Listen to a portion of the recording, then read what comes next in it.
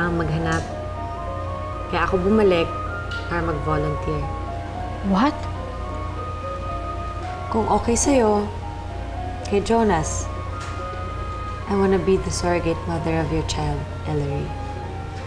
Gusto mong maging surrogate mother ng baby ko? Why not? Naghahanap ka na magdadala ng magiging baby mo. Instead na maghanap ka kung sino-sino, bakit hindi na lang ako? Pero malaking responsibilidad to, Bridge, ang pagbubuntis. I know, pero gagawin ko yan for you. I'm deeply touched, pero... Alam mo, kung may nahanap ka naman na, it's okay. I'm just really trying to help. No. Okay sa akin. Okay na okay. It's just that, nagulat lang ako. I mean, gulat na gulat. Pero kung talagang willing ka, then I'm very glad na ikaw magdadala ng baby ko. Masaya ako na tayong dalawa magiging mommy ng baby ko. Sigurado ko matutuwa si Jonas pag nalaman niya to. Salamat.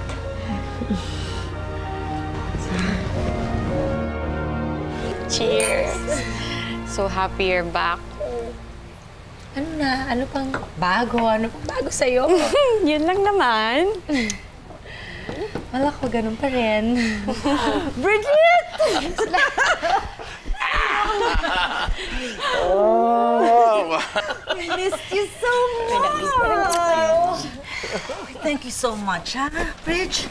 Maraming salamat at gagawin mo ito para sa aming anak, ha? Ninang, kulang pa po to sa lahat ng ginawa niyo para sa akin. Tumatanaw lang ako ng utang na loob. No, Bridget. No. Hindi mo kailangan tumanaw ng utang na loob sa amin. And not this way. Kinukup ka namin noon, ang bata ka pa. Kasi anak na ang turing namin sa'yo. And no matter what happens, you will still be our daughter. Huh? Okay, Ninong. Gagawin ko to bilang parang kapatid ko na si Ellery. At nangangailangan ng tulong ang kapatid ko, kaya nandito ako. Thank you, anak. Thank you so much. Hey! What's going on? Hi, Mama.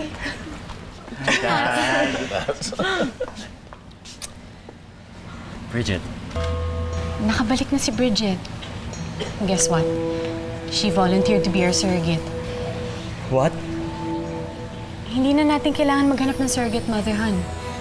Si Bridget na magdadala ng baby natin. Isn't that wonderful? Ha? Let's celebrate, ha? Come on. Let's celebrate. Magkapalit na po ako, ha? O, sige, bilisan mo. Tell them to prepare something. Oo. Halika, ilabas nyo na lang yan dito.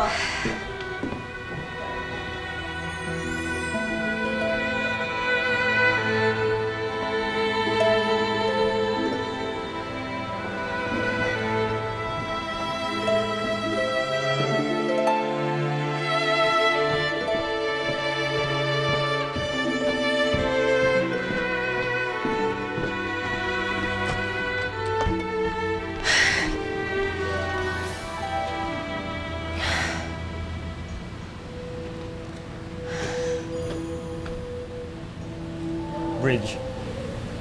Jonas.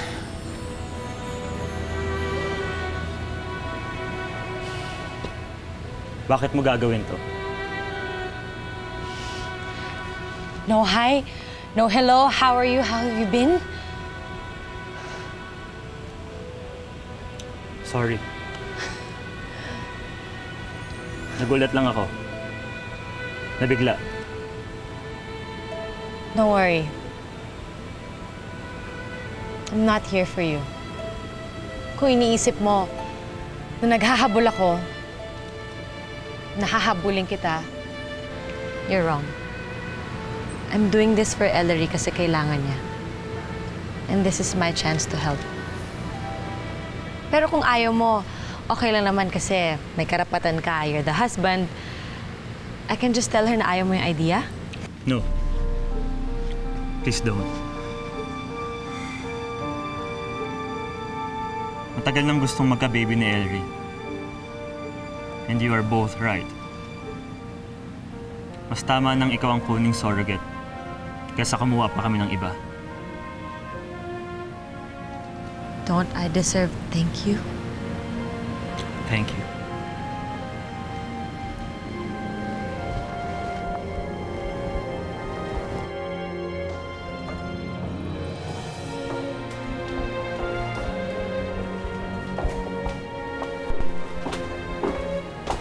There you are.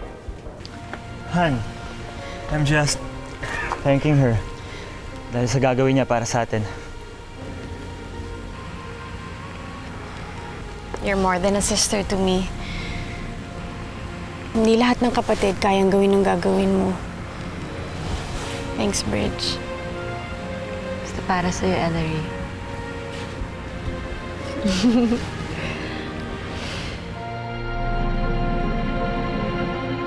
Ang tanga mo talaga. Pumayag ka ng maagawan pagkatapos ikaw pa magdadala ng anak nila? Tita, gusto ko lang pong makatulong.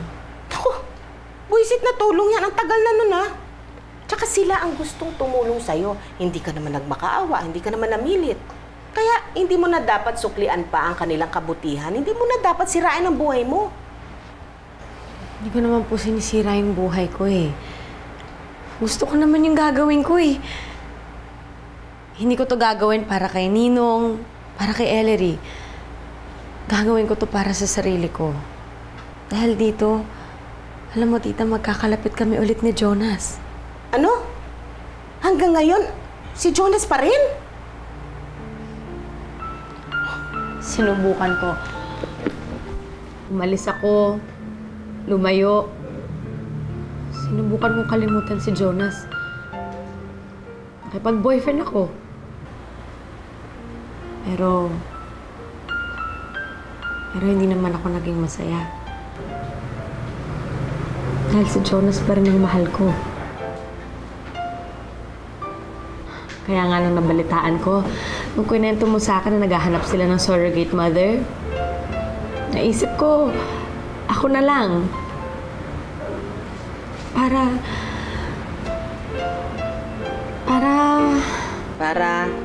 Para ano?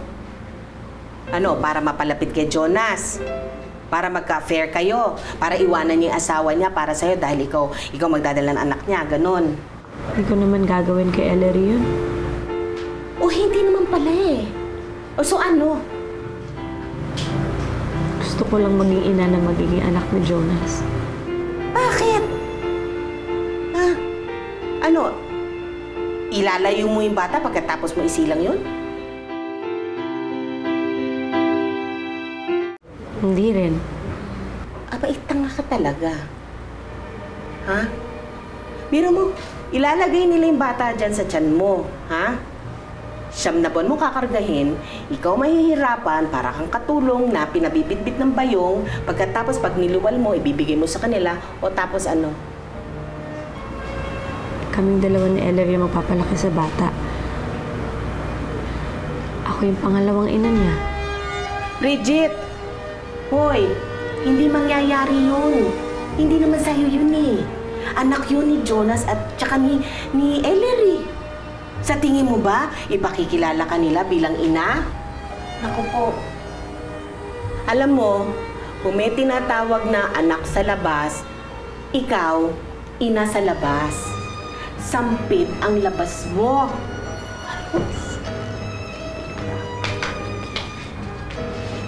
Abay, habang buhay ka, nasampid sa bahay na ito. Pagkatapos ngayon, gagawa ka ng paraan para maging sampid ka habang buhay. Ay, ko ewan ko sa'yo.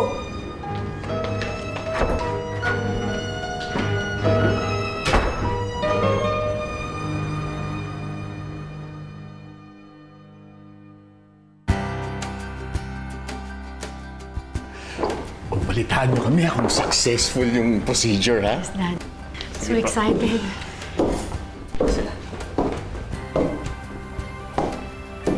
Bridge, bakit? Nagbago na ba yung isip mo? Kung magbago man ang isip mo, okay lang sa amin. No, Jonas. Tuloy tayo. Okay. I'll explain to you the procedure on the way to the clinic. Let's go.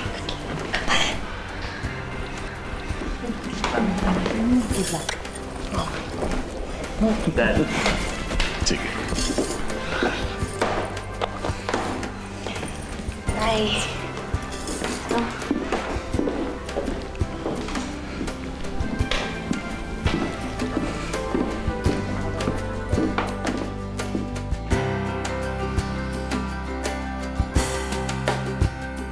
Actually, before you came, nakakuha na kami ng Healthy Excel kay Ellery. At partner na rin yun sa... It's okay, Han. Huwag ka mahiya. Si Bridge naman yun eh. Tsaka clinical naman yung pinag-uusapan natin dito. Ayun na nga. Partner na yun sa sperm cell ko. Sa lab. Kaya tamang-tama lang ang dating mo kasi nagdi-divide na rin ito. Meaning, embryo na. Naghihintay na lang na may pasok sa womb ng surrogate mother. At ikaw yun, Bridge.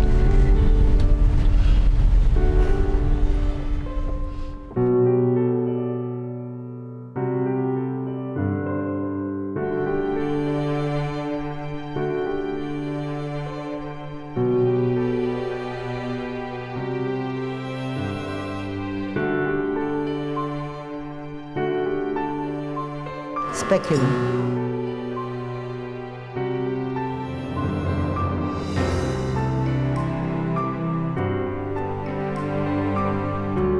I love you, Jonas.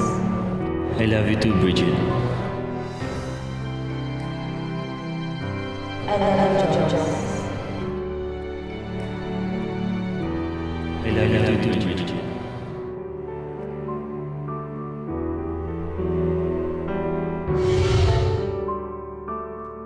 We're done. Kaya ko naman lang umuwi. Mas maganda siguro kung magpahinga ka muna dito kahit one day lang. Sa bagay, medyo bigat din yung pakiramdam ko. May mga binigay naman sa yung gamot, di ba? Meron, pero medyo uncomfortable pa rin kasi. So what's next? Hihintayin na lang natin kumapit yung embryo sa womb mo. Pahinga ka lang.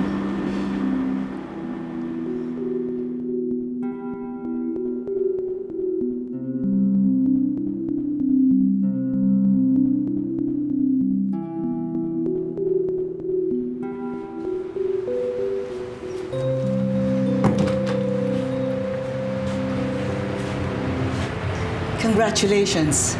The procedure is successful. Kumapit yung embryo sa lining ng womb ni Bridge. You're pregnant. You're now carrying the child of Mr. and Mrs. Alejandro. Salamat po, Doc. Congratulations. Maraming salamat po. Congratulations. I'm so excited. Magkakaanak na tayo.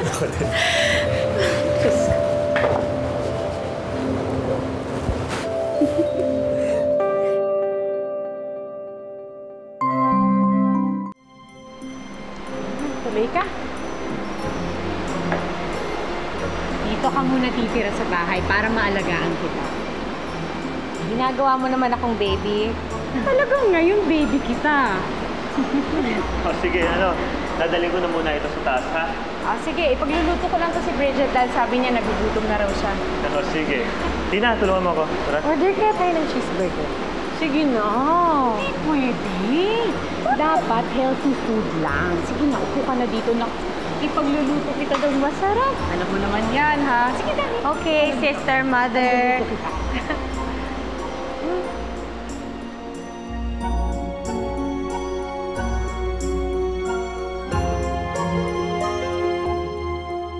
Hindi ka na, bilisan mo. Mamadali ka na. Bakit hindi? Richie? Kaya nga doon na tayo sa kwarto.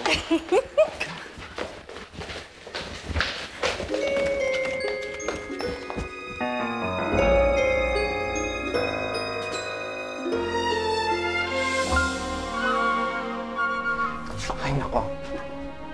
Gaga ka naman pala talaga eh. Bakit kasi pumayag ka pa na doon ka tumira? Gusto kasi akong alagaan ni Ellery habang nagbubuntis ako. Okay, tapos ngayon na hurt ka kapag nakikita mo silang naglalambingan. At sino may sabi sa'yo na-hurt ako? Etong manikin, halatang-halata ka nila eh. Tinanong mo ako kung naglalambingan sila sa harapan ko. Ang sabi ko, hindi, di ba? Pagkaharap ka, hindi. Pero pag hindi mo sila nakikita, oo. Na nagising ka, na naglalambingan sila sa hallway, na pumasok sila sa kwarto nila, at nakinig ka sa labas ng pinto. Wala akong sinabing ganyan sa'yo, Aloha. Ay, kahit hindi mo sabihin sa akin, alam kong yun ang gagawin mo. Dahil yan din ang gagawin ko kung ako nandyan sa posisyon mo, no? Ganon. Alam mo, sumusobra ka na. Bawiin ko kaya itong butik sa'yo. Ay, wag. O, sige na nga. Kakampihan na nga kita. Alam ko na. Ganito kayang gawin mo. Kunwari, hirap na hirap ka dyan sa pagbubuntis mo. Para talagang alagaan ka ni Jonas. Oo, di ba? Taray. Konsintidorang bakla lang talagang peg ko. Bakit ko naman gagawin yon, Aber? Aba, para makuha ang atensyon ni Jonas.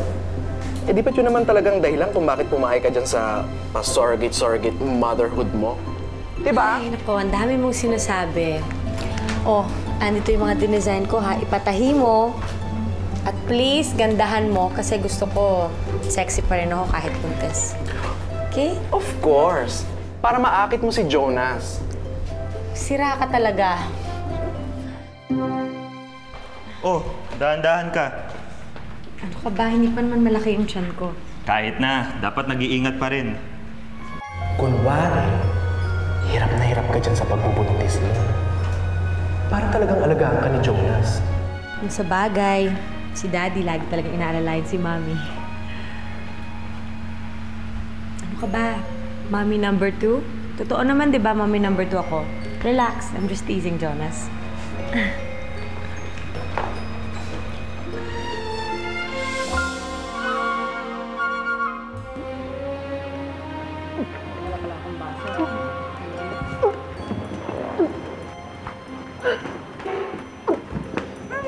Okay ka lang?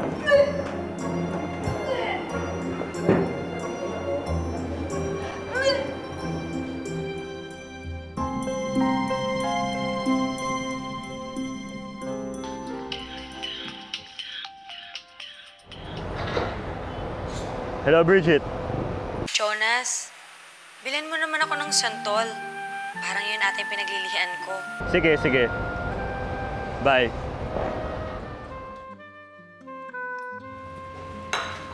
Bridge? Bridge? Han! Ano yan? Wow! Santol, ang sarap naman ito. Pinabili kanina ni Bridget.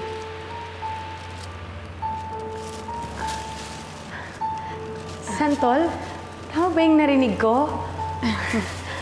Ang sweet mo naman, Jonas. Pagbalat mo naman ako. Sige na. Dito ko na lang kakainin, ha? Sige. Tina? Ako na. Kukuha ko ng kutsilyo. Thank you.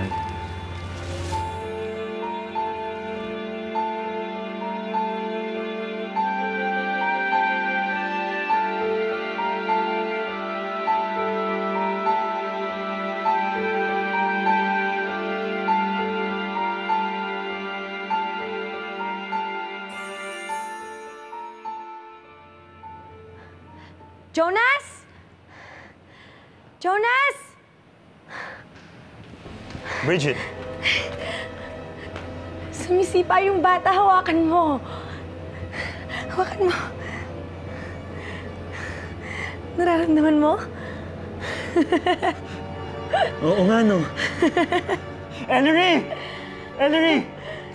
Tignan mo dali. Sumisipa yung bata. Talaga?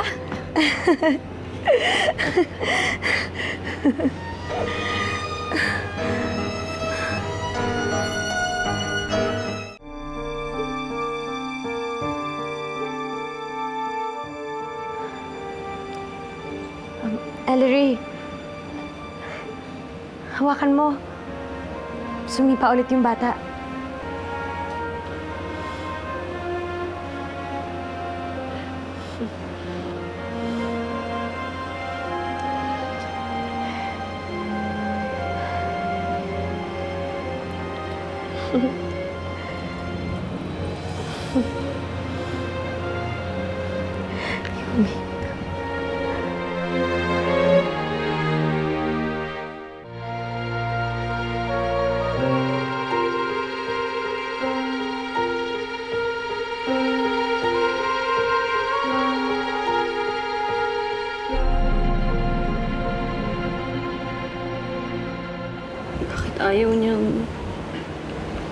Ayaw niyang ipahawak sa akin ng baby ko.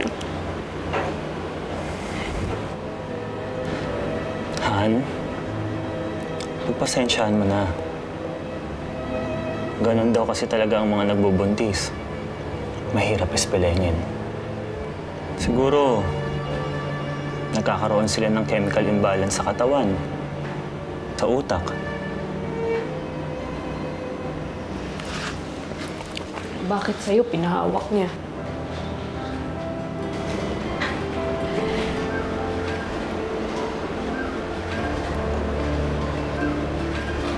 Baby ko yun eh. Han, tulad nga ng sinabi ko, pagpasensyahan mo na lang. Hmm?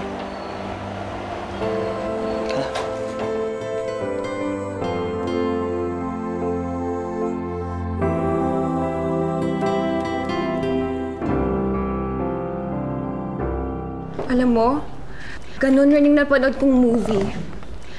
Hindi sila magkaanak. So, kumuha sila ng surrogate mother. Tapos alam mo, pagkatapos manganak, ayaw nang ibigay ng surrogate mother ang baby sa tunay na mother. Talaga?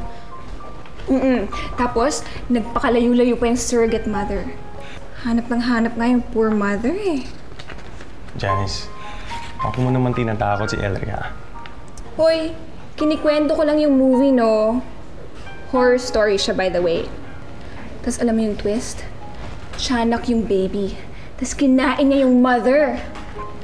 Grabe, kahit horror movie, may poetic justice pa rin, no? Ellery, wag mong siyang pansinin, ha? Loka-loka lang yan. Hoy! Kakakit, ha? Anyway, alam mo naman si Bridget, she wouldn't do that to you. Parang you guys are like sisters naman eh. Diba? Bridget? Bridget? Bridge? Tina, nasan si Ma'am Bridget mo? Hindi ko po siya nakita, ma'am eh. Pero kanina po nandyan lang po siya. Sige po, ma'am. Bridget? Bridget?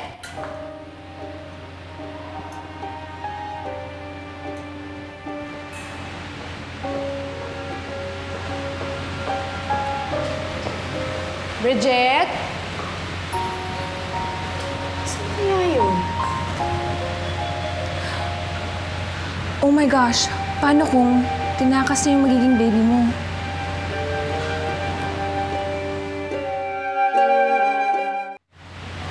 Huwag ka nga nananakot ng ganyan, Janice. Kaya pero nasa na yung Bridget na yan?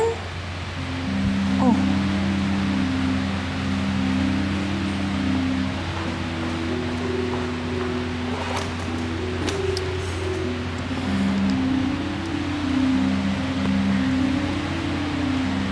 Hello, Han? Nandito ako sa bahay. Nawawala si Bridget. Hindi siya nawawala. Namasyal lang sa park. Paano mo alam? Dahil kasama niya ako. Tumawag sa akin kanina, gusto raw maglakad-lakad. Eh, naalala ko yung sinabi ni Mami na kapag buntis, kailangan lang din daw mag-exercise para hindi mahirapan sa panganganak.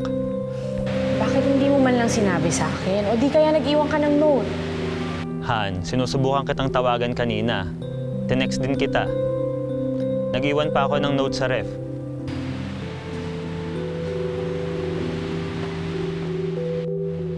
Nakita mo ba?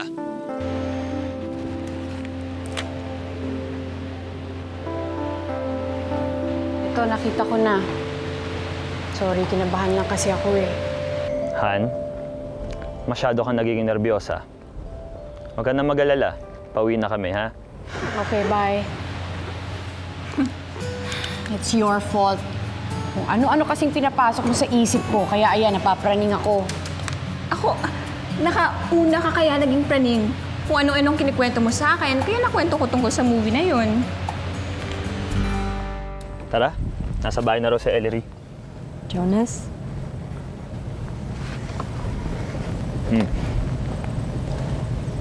Kapag inaya kitang lumayo, kasama nitong baby, naiwan na lang si Ellery, sasama ka ba? Ano? Tayong tatlo. Ikaw, ako, magiging baby natin. What if lumayo na lang kaya tayo?